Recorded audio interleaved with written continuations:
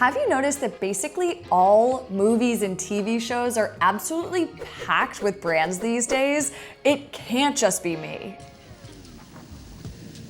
It's like people only do things because they get paid. I feel like every show I've watched recently has had some level of egregious embedded marketing. And I don't know about you, but I have felt that it's been getting so aggressive that I knew I had to dive into the research. Why it's happening, how the tech is evolving, and what it says about the future of media overall. Product placement, of course, isn't new, but the economics of the entertainment industry have been collapsing at an accelerated rate the last couple years. Streaming is killing syndication, ad dollars are splintering, and brands want to reach consumers like you and me inside the stories, so we can't skip them, of course. But we'll get into all of that.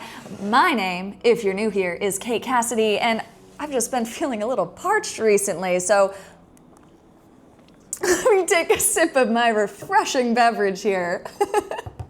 Just kidding, guys. Just kidding. That was a bit back to my normal tea that I barely sip while filming.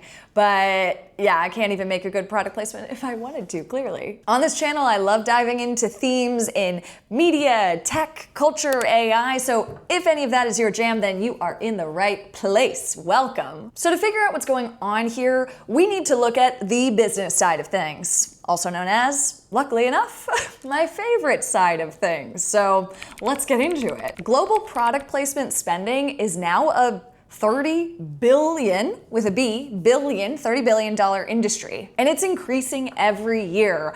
There was a study or research that was done in 2023 that said a quarter of movies that came out in 2023 had at least 10 product placements throughout the film. Some had over 100, so it's no wonder that it feels like we can't escape it these days. And for advertisers, I get it. It's the perfect play. Traditional ads are these fleeting, annoying interruptions from whatever content you're already consuming, and they usually kind of just leave viewers to race to the skip button as soon as humanly possible. Or the savvier tech folks, of course, now have ad blockers set up everywhere based on some of the comments on my videos and in this channel. I feel like that's a lot of you guys, you savvy tech folks. So if done well, product placement can actually feel a little less overt and icky if it's not like smacking you in the face with the brand over and over in a scene in the movie or TV show. But with at least my own increased consumption of product placements in TVs and movies, I had to wonder why so many of these producers and studios are compromising the storyline or the integrity, the quality of their productions for kind of a cheap cash grab for brand dollars. It made me question a lot of things. And there are varying levels of conspicuousness of seeing the brand in these shows, but there are definitely just a higher frequency overall. I would argue that much of this pressure to amp up product placements in productions, TV shows, movies, stems from how a lot of the old Hollywood systems and business models are starting to break in the age of streaming.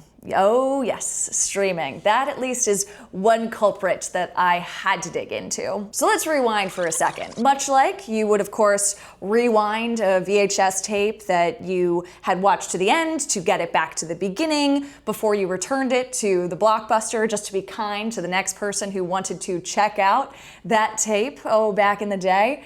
I'm certainly aging myself here, but I digress. Let's rewind. Let's take it back. How did Hollywood used to make money? I think that helps give us a foundation and a groundwork to understand why product placement is exploding even more today. In the old school TV era, a show wasn't just valuable when it was airing. It could continue to be a cash cow for years afterwards. If a show got picked up for syndication, think like Friends or The Office, Seinfeld, these really popular hit name TV shows. This meant that local stations or cable networks would pay millions to re-air episodes on their own channels. So this was called the long tail of revenue. After that initial boost when it actually was airing, studios and actors, writers, directors could still make money for years to come in the long tail. They all earned residuals every time a rerun would air in syndication. Then you add in VHS or DVD sales, international licensing, merchandising,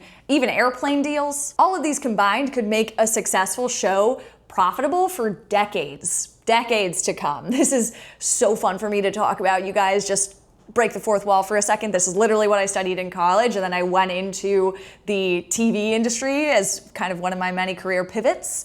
So it's so fun to get into. And this wasn't just the case for TV. Movies also followed a similar pattern of post-theater revenue that would continue after the actual theatrical box office release. Obviously, everyone wanted to crush it at the box office, but that was really just step one. Like, box office release weekend was just the beginning. A lot of the real money came from home video, which, to my younger Gen Z or Gen Alpha in the audience, how do I even describe, how do I break it down? Home video is this old school thing. You have to imagine with me for a second here. It's this old school concept where we actually physically owned representations and copies of the media that we would like to watch. So if you loved that season of Friends, you might physically own the DVDs so you could re-watch it time and time again whenever you wanted to. I know it's hard to imagine, but it's just this thing we used to do. And there's of course this growing resistance of an analog movement of people who are trying to physically embrace physical ownership once again. So that very much exists. Like, maybe try it if you're interested. But for years after a movie was released, the movie could double or even triple its revenue after actually leaving the theaters. So all of these secondary markets helped studios recoup the production budget, high production budgets, helped them fund riskier projects. Maybe they would take a swing on something new and original every once in a while, and also created this sustained long-term profit. So they could be riskier and try out different things and all of that. I feel like that could be a different video in and of itself. But then came, you guessed it, then came streaming. Netflix kind of changed the game for everyone, and now we're seeing everyone else quickly try and follow suit. For consumers, on-demand streaming became the new norm, but the economics never fully replaced what syndication and physical media sales used to bring in. Residuals to people who were in the productions started to shrink because under traditional deals, a writer might have gotten paid every single time that a show got re-aired. But on Netflix and other streamers, the show might get licensed once, and then that's kind of it. Even if the show goes viral years later and brings in millions of streams out of the blue, no one's getting compensated for it. And today, most movies even go from theater to the streaming services in a couple of weeks. I mean, sometimes even a matter of days. I've definitely had the experience of being like, oh, should I go see that in a movie? I'm sure it'll be on some streaming service or another within the next couple days, so I'm just gonna wait it out and watch it from the comfort of my own couch and my cozy home space. But I mean, it's not a best practice, but it's definitely something that I've thought about because of the way that things just skip to streaming. And if a movie is a streaming original, then there's no box office revenue at all. It's totally different business model. At least in the early days of streaming, studios could license out their content to all the different streamers across a number of different partners. But now the industry is fracturing like crazy, and everyone seems to want their own streaming service, and the content is just getting siloed more and more. It's exclusive to Netflix, or it's exclusively on Peacock, or it's exclusively on Disney+. And then there's the fact that these platforms are actually really expensive to run, and many of them aren't even profitable yet. So where is all this money coming from, and where is it going to? I know where it's not going to. It's much of the production costs aren't really getting recouped the way that they were used to be able to. And then this macro trend that we're seeing of these siloed partners is also leading to a new pattern called like vertical integration. This is like how you could be watching an Apple TV series on an Apple-owned streaming service, and all of the characters in the show are using their Apple devices. They're on their MacBook. They're like noticeably texting each other with blue circles on their iPhones. It's all vertically integrated. The owner is also the producer, is also putting their product placement and brand within the content itself. It's just crazy. It's everywhere. So with all these old revenue streams kind of dying out, streaming not proving as profitable as people had hoped, and budgets still high on these productions, studios need to find some way to recoup those costs. And this is leading them to try and find more revenue partners to build out marketing deals and mold that brand into the content itself, into the storyline, into the scene. They're essentially starting to let brands help pay for these movies. And product placement is one of the fastest ways to bridge the gap between needing to recoup the production costs and not really having enough stable, consistent, long tail of revenue to make up that gap. So that's why we're seeing more and more more and more product placement everywhere. And it also makes sense why advertisers are clamoring to jump into this like newly expanding style of reaching potential consumers. They're under major pressure too because, let's be real, traditional ads kind of suck now. I say it as someone who worked in the advertising media world for many years of my career, and I guess in some ways I'm on YouTube, so to get meta for a second, I guess I am still working for ads by some reason or another, but all this is to say, traditional ads suck, and I'm not afraid to say it anymore. And because of that, us audiences are also getting really good at avoiding ads. We're downloading ad blockers. We're hitting skip as quickly as possible. We're walking away from the TV, even if we have a free streaming service. If we have to watch those like 3 30-second ads in a row, that's the bathroom break. That's the time to grab your water refill. We're just getting so good at avoiding ads. So now brands really have to think outside the box.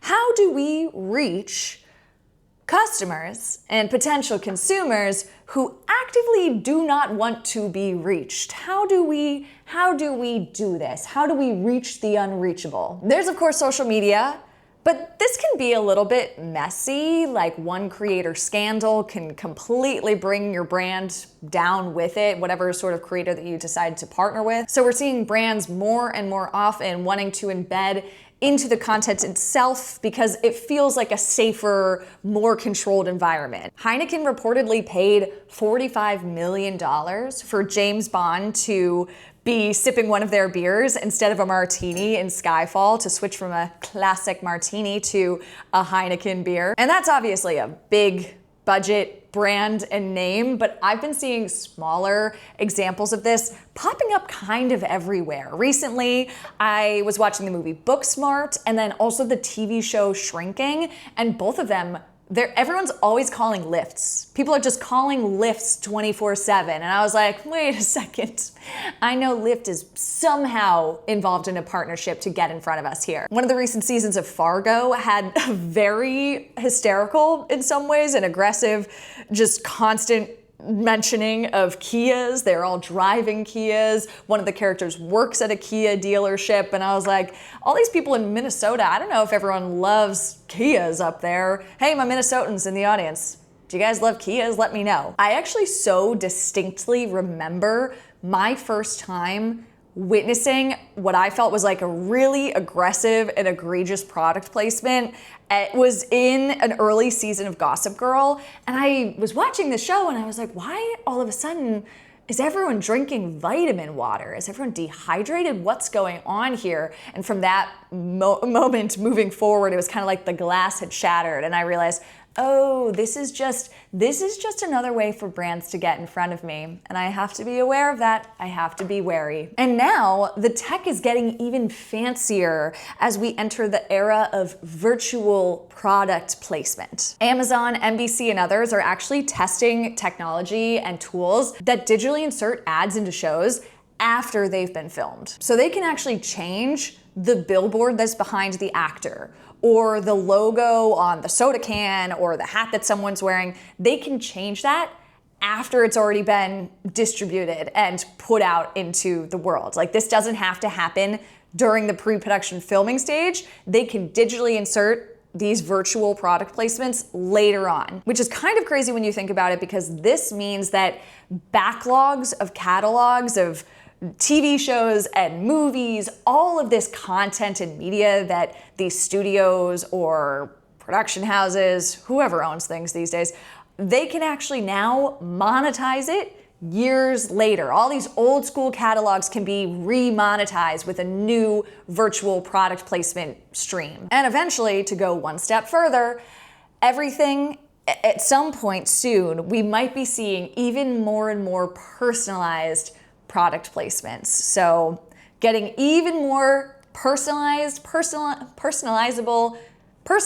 targeted ads served to you in all of the content that you consume. When this happens, I feel like the line between the story and the ad just gets blurrier and blurrier. And as I've been contemplating this topic and diving into the research, something that I also find so strange is that in the US, there are no disclosure requirements for product placements in movies. TV shows will sometimes list that there's promotional content within the show that you just watched in the credits, but it's usually vague and they don't have to tell you exactly what the product was that helped pay for that production. And I just find this interesting because, on the other hand, social media actually has really rigid and scrupulous FTC guidelines that they're technically supposed to follow. Technically, I say, because very often many influencers and content creators online are not properly disclosing that they are hashtag ad or hashtag sponsored, but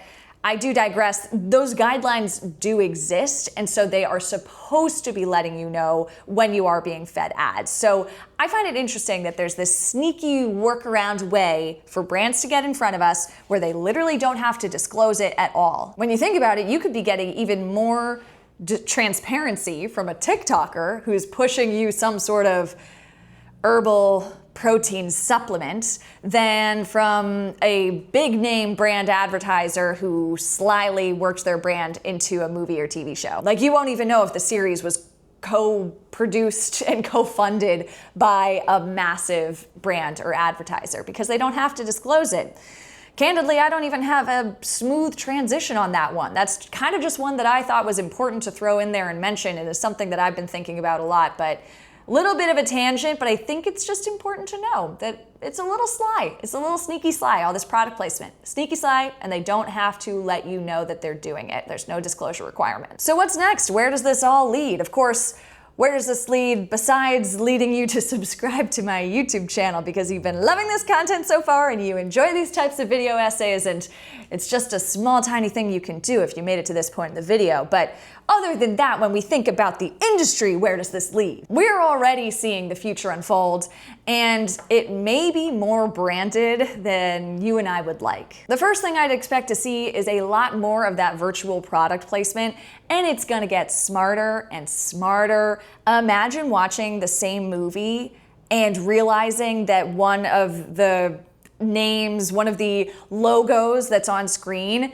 changes whether you're in a different geographical area or if you're logged into your account versus your boyfriend or partner's account. The potential there for personalized product placement is really kind of spooky. We're also seeing a rise of brand-funded storytelling. So think of how major brands like Formula One are co-producing shows about their own sport. So yes, it is interesting content, a cool show to watch, but it also is this big marketing deal overall. And then, of course, there are the examples like Barbie. That wasn't just a movie, that was a major intellectual property marketing event that had over hundreds of different partnerships and deals baked into the movie itself. I don't know if you've watched The Studio yet. It's Apple TV series, highly recommend, potentially my favorite show of 2025, but I think it's hilarious the way that they play with this entire trend that's happening. I think, not to spoil anything, but I think that we're probably gonna see a lot more Kool-Aid Man-esque franchises in the future. Brands just don't wanna be in the background anymore, and they don't wanna serve you boring old banner ads or cut into your viewer experience. They want to be in the plot. They want you to be subtly just taking it in through osmosis constantly while you're watching and viewing whatever you're consuming. So the next time you're watching a movie or binging a new show and you're wondering, why did that scene all of a sudden start to really feel like an ad? You might be onto something. All that I might say, wow, that is refreshing. You might be onto something, you might be right. In this world where old revenue streams are collapsing, attention is everything, and every scene is now monetizable, the line between story and product that is for sale, it's all fading. It's all becoming so much more blurry. It might just be me, but I think that these are trends that are worth paying attention to. But admittedly, I'm very aware that I nerd out perhaps more than the average person on tech, media, and business. And I just love getting into these sort of topics. So anyways, thank you so much for tuning in. We will talk again very soon. Bye.